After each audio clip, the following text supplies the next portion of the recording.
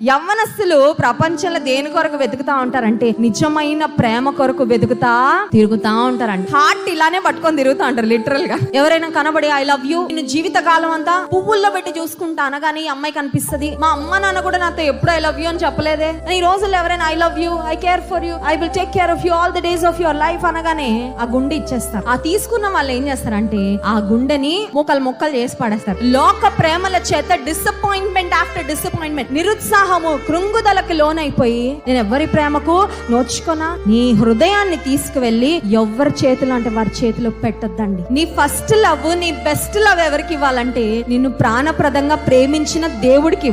దేవునికి నీ ప్రేమ నువ్వు చెప్పు, యేసయ్య నువ్వు నన్ను ప్రేమిస్తున్నావు, దేవుని చేతిలో పెట్టుకో నీ హృదయాన్ని, నీ జీవితాన్ని. నీకెప్పుడు ఏం కావాలో, నీకు ఎలాంటి జీవిత భాగస్వామి రావాలో, ఎవరైతే నిన్ను బంగారంలా చూసుకుంటారో వాళ్ళ చేతిలో నిన్ను పెట్టే బాధ్యత దేవుడు తీసుకుంటాడండి.